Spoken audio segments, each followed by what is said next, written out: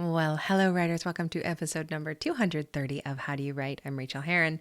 So pleased that you are with me today as I talk to Erika Robuck on the magic of doing research, including some of the more virtual research, like research on YouTube, for example. We had a great chat, and I know that you are going to enjoy listening to her impart some wisdom on us. So before we get to that, what's going on around here? Moving is going on around here. We are deep in the middle of it. I'm pretty much done with my office, and my office holds everything that I own, except for my desk. I'm still sitting at my desk. I have this gorgeous, antique, roll top desk. Seriously, if any of you in the Bay Area want a roll top desk, hit me up, because I'm going to put it on Craigslist soon. But it must have 25 or 30 little drawers, and there's things in all the drawers. So I need to go through and make myself a desk kit. It's going to be one box of stuff that I'll put in the shipping container, the shipping box that we're shipping to ourselves. So I'll get that in 4 or 5 months after we move, and that'll hold mostly Post-its. You know that. I'm not throwing out my Post-its. I know I can get them in New Zealand, but I already have them, so I'm shipping them. But then what I'm really excited about is to make a little container of desk now. The things that I use on a daily basis, the things that I reach for, which include Post-its and pencils and my tarot cards and, my glasses wipes, those kind of things. I'm going to have to bring, of course, my podcasting mic. But then after I get rid of all of the other stuff, then I can sell the desk. And that's really the last big piece of furniture in this room, apart from a very small sofa, which honestly is just going to get tossed at the end because I've been using it for so long and we have pets and it's scratched up. So other than that, I'm pretty much packed. That is not to say the house is in any way packed. We have both been focusing on our own offices, since in our offices we keep our clothes, we keep all of our things. Our bedroom is just for sleeping. There's really not much in there. But the rest of the house has things like, the kayaks in that one closet, and so that's the kitchen. Oh my God, the kitchen. That's going to be fun. But right now outside, I hope you don't hear it, but we have somebody fixing stuff up and power washing. We're going to get the house painted outside and in. It's just all really sinking in. We're spending real money now to get things done. So now it's just been terrifying. I know I keep talking about how terrifying and scary this is, but it really is. It's also exhilarating and exciting, and I can't wait to make this move to New Zealand. But one of my students shared this with us last week, and the phrase is just do it scared. And I have that on a Post-it on my desk right now. Where am I going to put my Post-its? I don't know. But do it scared is my motto right now. We do it scared. We do this with our books, with our writing. We don't know what we're doing. We don't know how to do it. We don't know if we will ever succeed. We don't know if we're good enough. In fact, we think we're not. And we do it anyway. We do it with this pit of fear in the bottom place of our soul. And we show up and we take the steps to get these things done. Writers are brave. Writers are courageous. We have to be. We have to be hopeful and courageous in order to do this really wild thing that nobody else wants to do. So if you're feeling scared about what you're doing with your writing, good. That means you're exactly in the right place. There's this beautiful David Bowie quote that I slaughter every time I try it. I should just memorize it. But he basically says, right when you feel like your feet can't touch the bottom of the swimming pool, that's when you're in the right place. I feel that so often in my own writing, and I know you probably do too. And I definitely feel like that in my life right now. So that's going on. I had some health stuff crop up over the week that kind of knocked me out for a few days. That sucked, but I'm up and better now, and still doing fine on the health stuff. So no diagnosis, and I believe I'm not going to have a diagnosis. I believe whatever sickness I had for those almost 3 months, I don't think they're ever going to figure it out. And I'm becoming okay with that. The more exploratory tests they do, unable to find things, really, the happier I am. It's frustrating, but it's really also very, very awesome. But last week I did get the shot. I got the vaccine. I got the 1 dose, Johnson & Johnson. My hyperactive immune system really kicked up a storm and I got real sick. And also that was, thank you, immune system, making those antibodies. Because of one of my medical conditions, I was on the list to get it and I got it. Lala does not have it yet. My wife does not have it. She'll hopefully get it within the next month or two. But it does feel nice to have. It's anticlimactic. I just want everybody to have it. But that's all. I just want everybody to have the vaccine, and that will be really, really great. But that's coming. What else is going on? I'm gearing up for the launch of Hush Little Baby. I got some artistic assets, as they call them, today, and they're just really cute images that you can put on Instagram or Pinterest or whatever of your book. And the nice thing is, when you're with a traditional publisher, if you decide to go that route, that's one of those things they do for you. They give you the artistic assets. And thank God for that, because I like to use Canva for the stuff that I do myself, my self-published books.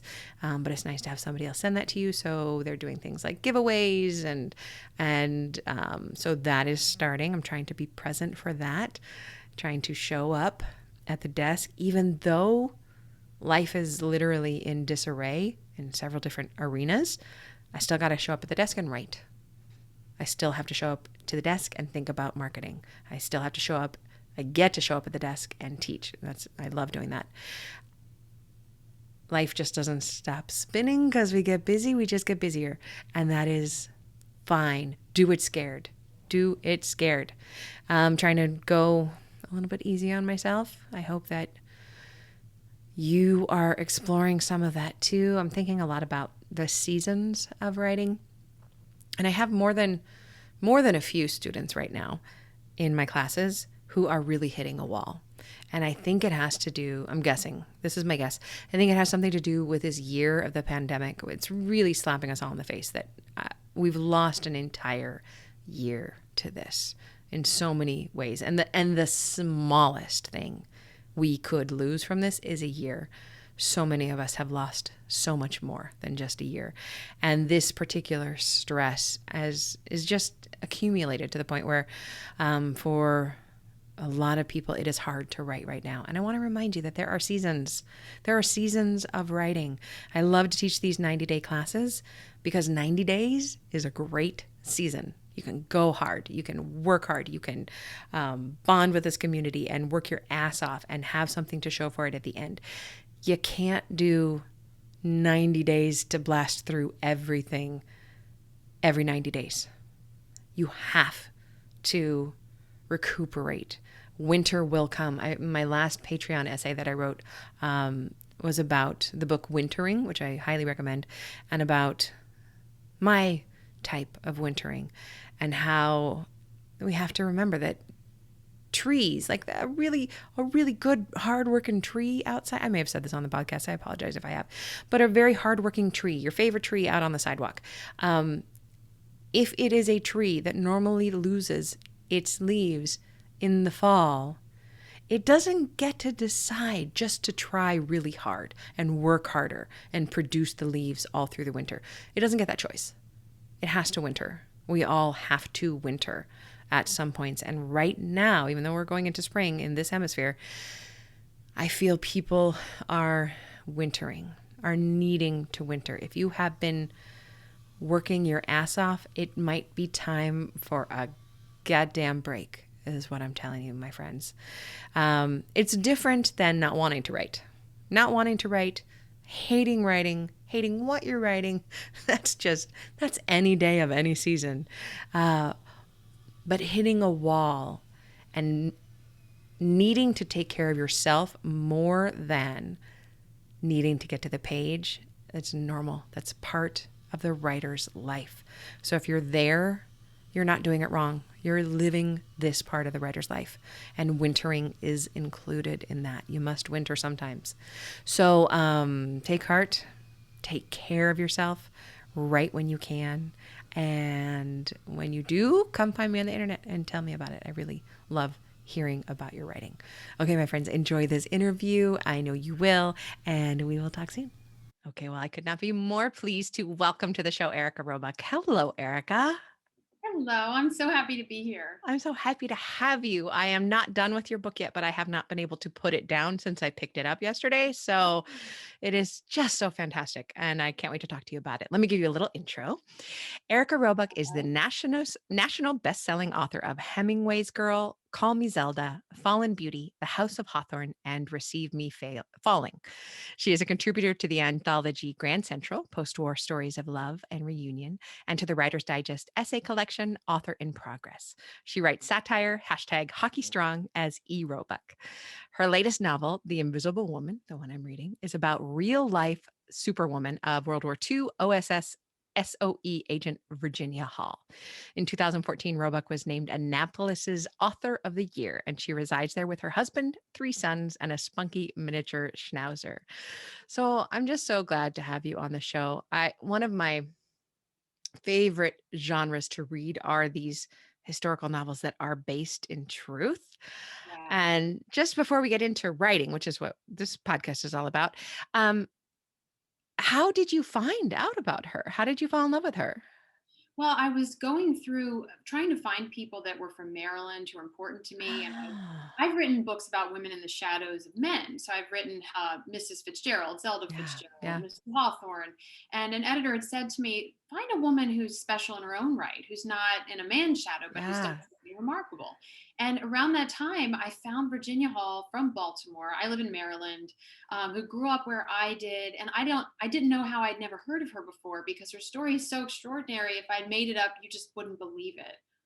So I don't Yes. know the date that I found her. I'm so thankful that I did. And she just like took over your life and your imagination, Absolutely. and you write her with such beauty that she is just so three-dimensional, and I could just feel everything that she's feeling. Good. And I appreciate that from you. Can you tell us a little bit? So you're wildly prolific, obviously. What is your writing process like? How do you Yeah. get it done? Yeah, my now that my sons are a little older, I try to work while they're either in virtual school or online or at school. They're in a hybrid situation right now. So I pretty much work 9 to 1 every day is my Mhm. writing time. And then I come out of the office blinking and see to food and exercise and domestic activities and interacting with children. But that's the time I try to carve out every morning. And it's really important that I keep that. So that's Monday through Friday. And then, I have like a whole setup. I have classical music. I have a candle. This whole desk is kind of like an altar. I hypnotize myself and then I set my alarm so I do remember to go pick people up from school because I've definitely missed that before. when you're when you're in the past, it's hard to come out back to the present. Yes, I use my Echo device for that. People feel different ways about having those in their house, and I don't like to have it in my house, but my wife insisted on it. But now I use it for everything, Oh and yeah. especially for writing. I set it to set the alarm because you don't have to think very hard. You just say it, and then she'll yell at you when you need to go There you run the go. errand that you have to do. I Yeah. do it on my watch here and it buzzes and won't let you stop. So, Otherwise, I don't know how we would get anything done. Yeah, right? exactly. What is your biggest challenge when it comes to writing? Well, when I'm in the drafting process, I really have to crawl into the skin of the characters. And as a writer, that process is very different from revising or editing. Yes.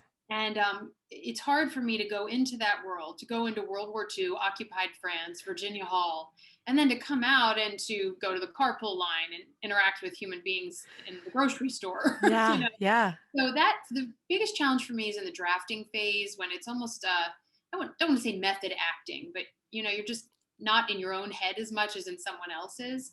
Yeah. So that's a real challenge to balance that. I, I like that you called it method acting. We really do kind of do that when we get very deep into it. And Yeah. when you're moving through your office, like trying to act things out, and how does your body Yeah. move, and would her arm actually reach that far? And Yeah. your character has a prosthetic leg, Yeah. and oh, it's fantastic. What is your biggest joy when it comes to writing? My biggest joy is definitely, I call it the fifth day. So 4 days are a total slog, and I'm agonizing over every word, and I'm interrupted 1,000 times by myself and everything else.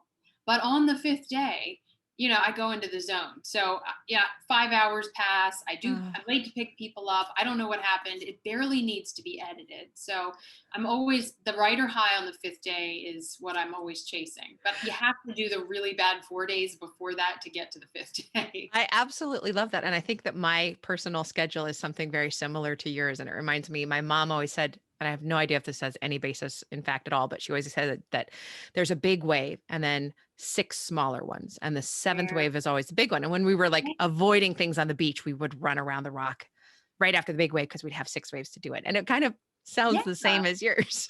absolutely. That's exactly what it's like. Yeah. Yeah. And I wish we could program in to have that fifth day more regularly. But what I like talking about this is because there are so many people who will be listening who are like, it's supposed to be easy Yeah. every day. Oh, no.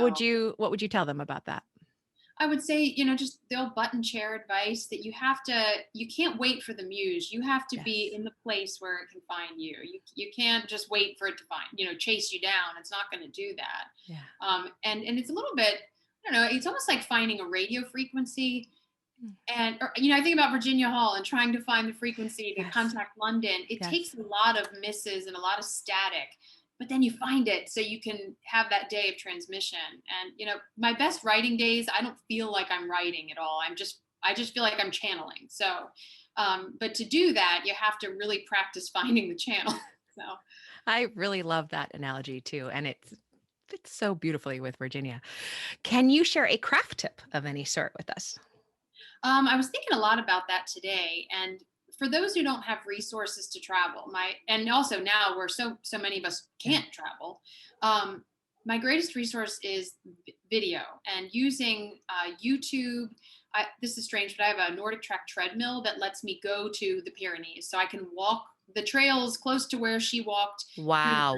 I can walk through Lyon. I can go to Les Chambons-sur-Lignon, and because I have access to this technology. So for me, for writers, if you can access YouTube videos about settings, character, if you're lucky enough to have a character who's on tape, access all of that because it really animates everything for me. It helps me a lot.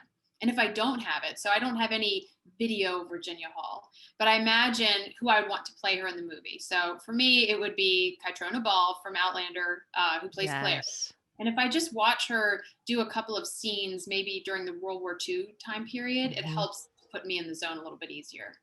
I absolutely love the idea of being able to walk through that Oh, scenery with the yeah. Nordic Track. How very, very, very, very cool is that to put yourself there that way? Oh my goodness. I wanted to go somewhere down a track, but I'm having a hard time focusing today because I'm excited about everything, including your book. What thing in your life affects your writing in a surprising way? I'm so always surprised by my family, first of all, and sometimes I'm intentional about it and sometimes I'm not. But for example, my sons, I got all three of their names into Hemingway's Girl for characters as a little wink to them. And then my youngest son, when he was little, he used to always say, "Remember, remember." And he said it so often that I put that in one of the character's child's mouths. So I would never forget how he always wanted me to remember things. So that was in Fallen Beauty. So usually So it's beautiful. kind of just trying to put little winks in there and get them into the fiction. I And love then that. the other ones I don't plan. I have kind of a devotion to different saints, and sometimes they show up in the writing and I don't plan on them. So I have a great interest in Padre Pio. He had the stigmata, he had bilocation, all these strange mystical things, and he showed up and called me Zelda without my plan. And I ended up talking to my editor, and she's like, "No, it works. You have to leave it there." But it's strange how these little things assert themselves, and that's the fun of writing historical fiction because it's not biography. I don't have to be perfectly faithful to the letter. I do have a little bit of space, not a lot, but a little bit. So And it sounds like you get to follow your passion and follow your interest when that pops up. yeah, Yeah. yeah. I do remember what I was going to ask you about. In terms of research, since these are based in the French countryside and very, very Yeah. clearly based there, What kind of research did you have to do or have you done? Or can you just do it from the Nordic track or have you been there? No, it's a little bit of everything. And Yeah. because she was a spy, she didn't want to be found. She said Yeah. it very clearly in interviews later in her life. People would try to hunt her down. She would say no. And she was operative in the CIA until her mandatory retirement at the age of 60. So she Holy just, cow. yeah. So she really wanted to remain in the shadows. But now here we are. So they declassified her files at the National Archives. So I was able to go to College Park and go through all of those. It was amazing. I applied to be a researcher at the CIA, and they let me come in there. I got to see her Distinguished Service Cross, her passport, a wireless transceiver. The That tricks just of gives the me trade. goosebumps that Yeah, you got to see and touch those things, even if you were wearing gloves, you got to be there with them. have to be there. And then there's a lot of spy craft fiction. There's a lot of books about women at that time in the SOE and the OSS. I found a French language book about one of the Maquis who worked directly with her, who actually had a contentious relationship with her. So it was really interesting to see that, and helpful. But the best thing was meeting with her niece. Her niece lives in Baltimore, and so Lorna and I met for lunch 3 or 4 times, and she let me see all of these family photos and family documents, and she was so generous with her time. So that was How does she feel about seeing her aunt portrayed in these ways? Does she she love loved it? it. She Yeah. loved it. And I'm sure you know too, with the phenomenon, the collective unconscious, when something Yes. comes up, it comes up. And Yes. so Virginia Hall, Lorna said to me, nobody knew about my aunt. And all of a sudden, I was getting calls from writers, biographers, filmmakers.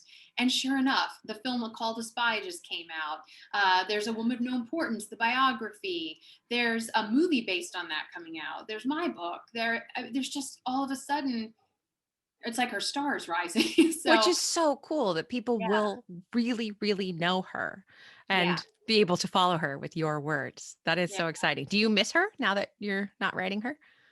Absolutely. And she hasn't left me yet. So my follow-up book, I've got 2 books right now with Berkeley. The first one was The Invisible Woman, and then early next year we'll have the follow-up, which is as yet untitled, but it's another SOE female and then another American woman who helped smuggle pilots out of France. Virginia Hall showed up in the draft. Of course she did. She muscled her way into the SOE offices, and you don't plan on it. And one of the men said, "Oh, she's not very approachable," and it just made me laugh because I didn't plan on her being there, but she's like, "Oh, I will be there." I'm thinking that sometimes when, Virginia walks on for you or when the Saints walk on, that might be one of your fifth days when you're just Absolutely, receiving. absolutely, absolutely. And I sent to my editor and my agent. I was like, "Look who showed up in the new book," and they all thought it was funny. So all these weird Beautiful. writer Yeah. things. Oh, it's the magic of being a writer. Yeah. Okay, speaking of awesome books, what is the best book you've read recently? And why Oh, did you I've love it? become an evangelist for Hamnet by Maggie O'Farrell. Have you Never heard even of heard of it. Hamnet? No. Oh my goodness. Hamnet. Hamnet, all one word? Hamnet, Okay. yes, who is Shakespeare's son who died of the plague, Oh, I didn't and know that. whom he based Hamlet off of. And the name Hamnet and Hamlet are kind of interchangeable in the documents of the boy's life. Wow. It is phenomenal. I can't even describe it. I was so greedy for it. I couldn't put it down. I devoured it. And then as a writer, I'm so jealous. How can I not write like this? How did I not think of this? So it's just, it's so good. And I think it won every award last year. So I haven't even heard of it. I must be off in my own cloud somewhere. But yeah, yeah, you don't have to care about Shakespeare or historical fiction. It's just a phenomenal book. I love both deeply. So I am very So excited. That's going to go to the top of my list after I finish yours. So there you go. thank you. Okay, now, so let's talk about you and this book. Can you give us kind of the pitch, the log line for this book for people who haven't heard of it? Well, I just do it as simply as possible. She's the real life superwoman of World War II who helped to, best the Nazis, liberate mountain villages, and arm and train thousands of guerrilla fighters with a prosthetic leg she called Cuthbert, by the way. So it's silly. Every time my editor would say, "Did she really do that?" And then I would say, "Yes." Did she I really do that? I kept thinking that as I've been reading through, like, is that something that she made up? Because the writer's brain asks that, but Yeah. apparently a lot of it is real. Yeah. So her will you tell us a little bit about her personality though? I think that's why I'm enjoying her so much. Is she is not a by any means cardboard cutout of a strong woman. Yeah, and I'm so glad to hear you say that because wrestling with her has been one of the big challenges of this book in particular. I can imagine. Yeah, and I kept getting feedback from beta readers, and she's like, "Oh, she's just not likable." Oh, I loved her instantly. So I don't know how you pulled that off Good. because Well, I can see the unlikability, but I loved her instantly. well, that's how I felt about her, but it was really a problem for a lot of people Okay. because she's prickly. I mean, and Yes. her niece described her as intimidating and scary smart. There's nobody who ever called Virginia Hall likable. But because she's the protagonist of a novel, we have to root for her. We have to Yeah. sympathize with her. And my editor brilliantly said, let's see Virginia before the war losses, before she shot off her foot, before the survivor guilt, post traumatic stress. Let's see young Virginia. And so we brought in the prologue where she goes to study in Paris and she falls in love with Paris. It's her first time out in the world, and she's going to take the world by storm. She's going to travel, and she speaks all these languages. And so we see her very young and starry eyed. And then in chapter 1, I just right into the fire. It's second mission, first mission. All that network has been decimated. People are dead. And she is a cold shell of her former self. So I Yeah. want the reader to say, what happened? And you will find out. That is exactly what you did. And I had actually forgotten about that prologue because I just filed it away in my head. Good. And I'm always talking to students about that whole save the cat idea that we have Okay. to give the reader just that subconscious nod that this is a good human being that you will Yes. not regret spending your time with. And you did that the way her father lifts her up on his shoulder and shows, wasn't it like Paris at dawn? He shows her Eric Paris at dawn. Dawn, Yeah. and then she helps her friend at the party, tucks her friend in, makes sure she's safely home. So you see she Yes. cares for people. She takes care of people. So And you yeah, saved the cat with that moment, and that is I know that that's why I saw her as unlikable as this woman, the shell of a woman, and I also love her. good. Then it worked because Yeah. that wasn't in there until very late in the writing. It just we had to get it in there. And what it ended up doing it also is bookends the epilogue very nicely with Yeah. a major plot point. Don't tell It me I'm not there kind yet. of, yeah, I won't. They juxtapose each other, and I think they help bring completion and round out her character. So it actually worked out really well. But that my editor had that idea, and it was brilliant because I love it.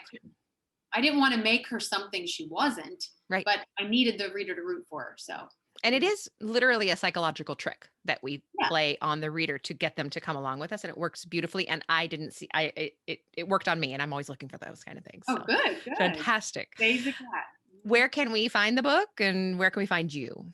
We can wherever books are sold. I've signed about a jillion copies for Bethany Beach Books, which is an independent Oh, yeah. bookseller in Delaware. They ship anywhere.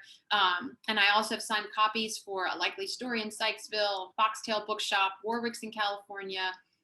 If you read on a Kindle, it's available for ebook, and also it's at Costco. So Oh, congratulations. yeah. I have never gotten Costco placement. I've gotten Target, but never Costco. I've never. It was my first Costco. I was thrilled That about that.